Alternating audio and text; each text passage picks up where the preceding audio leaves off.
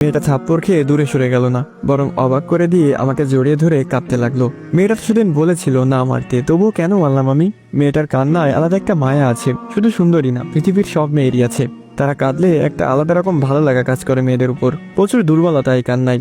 বাস্তবিক জীবনে এই কান্নার কারণেই একটা মেয়ের প্রেমে পড়েছিলাম। সে কথা না হয় অন্য একদিন বলবো। মেয়েটার গালের দিকে তাকিয়ে দেখলাম ফুলে গেছে খানিকটা। মেয়েটার কান্না থেমেছে, তবুও ছাড়েনি আমাকে। সেভাবেই জড়িয়ে ধরে আছে, বরং একটু শক্ত করেই ধরেছে। ইচ্ছা হচ্ছে একটু ভালোবাসি মেয়েটাকে, কিন্তু তিন্নি, আমি তো তিন্নিকে ভালোবাসি। আধি রাত থেকে নিজেকে ছাড়িয়ে নিলাম। মেয়েটার চোখের দিকে তাকাতে এসে চোখ নামিয়ে নিল। লজ্জা পেয়েছে খানিকটা। সরি, আমি আসলে মারতে যাইনি। আপনি বললেন তিন্নি কখনো ভালো থাকতে পারবে না, তাই রাগ উঠে গেছিল। এত কিছুর পরেও আপনি তিন্নির খারাপ চান না?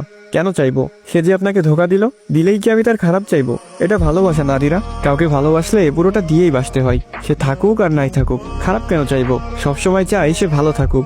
মেয়েটা কিছুক্ষণ অবাক দৃষ্টিতে তাকিয়ে রইল আমার দিকে, তারপর বলল, আপনি আমাকে একটু ভালোবাসবেন? বেশি না, তিন্নি আপুর অর্ধেক বা তার অর্ধেক। উত্তর না দিয়ে চলে আসলাম। এটাই ভালো নয় কি? যখন উত্তর থাকে না তখন পালিয়ে যাওয়াই ভালো। মেয়েটাকে যত দেখছি ততই অবাক হচ্ছি। সেদিন সকালে দেখলাম আমার সিগারেটের প্যাকেটটা নেই। কোথায় গেল? খুঁজতে খুঁজতে রান্নাঘরে এসে দেখলাম মেয়েটা সিগারেটগুলা একটু একটু করে পোড়াচ্ছে। আমি বললাম, এ কি করছেন? সিগারেট কেন পোড়াচ্ছেন? চুপচাপ দেখুন কি হয়। কি হবে? সিগারেট পুড়ে যাচ্ছে। হ্যাঁ, ঠিক এভাবে হৃৎপিণ্ডটাকেও পোড়াচ্ছে এই সিগারেট। তো শুনুন, আপনি আজ থেকে সিগারেট কম খাবেন। দুই একটা চলবে, তবে প্যাকেট প্যাকেট খাওয়া বন্ধ। আমি চাই না আপনাকে এত তাড়াতাড়ি হারিয়ে ফেলি। ধরুন আপনি আমাকে মেনে নিলেন, কিন্তু সেটা আজ থেকে 10 বছর পর, আর তখন আপনি ক্যান্সারে আক্রান্ত। আমি কি করব তখন? এটারও কোনো জবাব দেয়নি। মেয়েটা বড্ড বোকা, আবার ভীষণ চালাক। বোকামিটা বাইরে বাইরে, তবে ভিতরে প্রচুর চালাকি, এমনটাই মনে হয় আমার। সন্ধ্যা হলো, মেয়েটা ব্যালকনিতে দাঁড়িয়ে চা খাচ্ছে। মেয়েটা আবার শাড়ি পরা শিখলো কিভাবে? থাকতো তো আমেরিকাতে, সেখানেও শাড়ি পাওয়া যায় নাকি? কালো একটা শাড়ি। বরাবরই কালো রংটা আমার পছন্দের, গায়ের রঙের সাথে বেশ মিলে যায়, তাই অতিরিক্ত পছন্দের কারণ। আমি আদিরাকে না ছুঁয়ে কল্পনা করলাম তিন্নি থাকলে হয়তো এখন তাকে পেছন থেকে যেয়ে জড়িয়ে ধরতাম, হয়তোবা খোলা জায়গাটুকুতে একা কিসও করতাম। আদিরাকেও করতে পারি, সে মানা করবে না, তবে অবাক হবে, বেশ অনেকটাই অবাক হবে।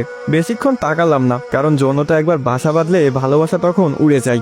মাথায় থাকে না স্বাভাবিক কণাগুলা, তখন পুরো পৃথিবী জুড়েই শুধু নারীর দেহ আর যৌনতার ঘ্রাণ ভাসে। সামনে সুন্দরী বউ, পেছনে দাঁড়িয়ে থাকা ছেলেটা কখনো ভালোবাসা নিয়ে ভাববে না, অন্তত বাঙালিরা তো কখনোই নয়। বাঙালির স্বভাব হলো ধরতক্তা মার পেরেক। আমিও ব্যতিক্রম নই, তবে আমি চাই না এমন কিছু হোক যার কারণে পরে আফসোস করতে হয়। নিজেকে সংযত করলাম, ফিরে আসলাম রুমে। আপনারা কখনো খেয়াল করেছেন গোলাকৃতির মুখে সাদা চশমা বেশ মানায়, বিশেষ করে মেয়েদের। সাদা চশমা আর গোল মুখ যেন একে অপরের জন্যই তৈরি। মেয়েরা লম্বা মুখে চশমা পরলে যে ভালো লাগে না তা না, তবে ততটা ভালো লাগে না যতটা একটা মাঝারি গোল মুখে লাগে। আদিরার দিকে তাকালে যে কেউ মুগ্ধ হতে বাধ্য। মাঝারি গোল মুখ, দূর থেকে দেখলে গোল মনে হয়, কাছে গেলে কিছুটা লম্বা লাগে। আমি বহুবার তিন্নির প্রেমে পড়েছি এই কারণে। আজ আদিরার প্রেমে পড়তে ইচ্ছা হচ্ছে, কিন্তু তিনি যে পিছু ছাড়ছে না কিছুতেই। প্রতিটা সেকেন্ড করে করে খাচ্ছে আমাকে। সারাদিন যতই দূরে থাকি, রাত হলেই এক বিছানায়, মাত্র কয়েক ইঞ্চি দূরে শুয়ে কেউ আমাকে ভালোবেসে যাচ্ছে গোপনে, আর সেটা আমি জানি, তবুও কিছু বলতে পারি না। মাঝে মাঝে প্রচন্ড খারাপ লাগে আদিরা মেয়েটার জন্য। আমি চাইলেই কি পারি না মেয়েটাকে হাসি খুশি রাখতে? সত্যি কি পারি? যদি পারবোই তবে কেন করছি না? ও হ্যাঁ, তিন্নি, মেয়েটাকে ভালোবাসতাম, সে তো চলেই গেছে, তবে আমি কেন এই মেয়েটাকে কষ্ট দিব প্রতিনিয়ত? হ্যাঁ, এগুলো আমি ভাবি, তবে দিন শেষে আদিরার দিকে তাকালে সেই তিন্নিকেই দেখি আমি। মেয়েটার স্মৃতি যে পিছু ছাড়ছে না কিছুতেই। কিভাবে ভুলে যাব তাকে? কোনো উপায় আছে কি? পাশ থেকে মেয়েটা চিমটি কাটলো, ব্যথায় উফ করে উঠলাম আমি। মেয়েটা আমাকে নিয়ে খেলছে, খেলুক, আমি বরং কিছুটা ঘুমাই। মেয়েটা আর কিছু করলো না। এরপর থেকে প্রায় রাতে খেয়াল করতাম আদিরা আমাকে প্রচন্ড জড়িয়ে ধরে ঘুমাচ্ছে। আগে উল্টো হয়ে ঘুমাতাম, আমার পিঠের সাথে মেয়েটা ব্যথা পেত, তাই এখন তার দিকে ফিরে ঘুমাই। বুকের সাথে পারলে মিশে যায় মেয়েটা। মাঝে মাঝে ঘুম ভাঙলে খেয়াল করি মেয়েটা কেঁদেছে, কেঁদে চোখ মুখ ফুলিয়ে ফেলেছে। আমি দীর্ঘ নিঃশ্বাস ছাড়ি। এছাড়া আর কি করব? আজ রাতে হঠাৎ তিন্নি বলল, একটা কথা বলবো, রাগ করবেন? কি কথা? তিন্নি বলল, আগে বলুন রাগ করবেন কিনা। রাগ করার মতো কথা হলে রাগ তো করবই। না থাক, তাহলে বলবো না। আপনি রেগে গেলে মারেন, আমি কখনো মার খাইনি। সেদিনই প্রথম, প্রচুর ব্যথা লাগে আপনি মারলে। মেয়েটার কথায় না হেসে পারলাম না।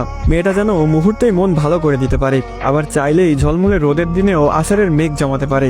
বলুন কি বলবেন, রাগ করবো না। আমি কি আপনাকে একটা কিস করতে পারি প্লিজ? আমার খুব ইচ্ছা লিপ কিস করার। মেয়েটাকে কি আবার মারবো নাকি কিস করব? মনে হয় এবার ওরা দুইটা চর বেশি মারা উচিত। আসসালামু আলাইকুম গাইস, কেমন আছেন সবাই? আশা করি সকলে খুবই ভালো আছেন। তো এখানে শেষ হয়ে যায় বেলি ফুল পর্ব 3। যদি নেক্সট পার্ট লাগে তাহলে অবশ্যই কমেন্ট করুন, কারণ আপনাদের প্রতিটি কমেন্ট এবং লাইক আমাকে পরবর্তী ভিডিও বানাতে উৎসাহিত করে। তো ভিডিওটি কেমন লেগেছে সেটি অবশ্যই কমেন্ট করে জানাবেন। ইউটিউব থেকে দেখে থাকলে অবশ্যই সাবস্ক্রাইব করবেন এবং টিকটক ফেসবুক থেকে দেখে থাকলে অবশ্যই ফলো করে দিবেন আর মন থেকে এই ভাইয়ের ভালোবাসা নেবেন। আর আমাদের প্রতিটি ভিডিও টিকটকে আপলোড হওয়ার 1 ঘন্টা আগে ইউটিউবে আপলোড হয়ে থাকে। তো আমার টিকটক আইডির বায়োতে আমার ইউটিউবের লিঙ্কটা দেওয়া আছে, সেখান থেকে গিয়ে সবাই আমার ইউটিউব চ্যানেলটা সাবস্ক্রাইব করে রাখতে পারেন প্রতিটি গল্প সবার আগে দেখার জন্য। তো আজকের মতো এই পর্যন্তই। ভালো থাকবেন, সুস্থ থাকবেন। আল্লাহ হাফেজ গাইস।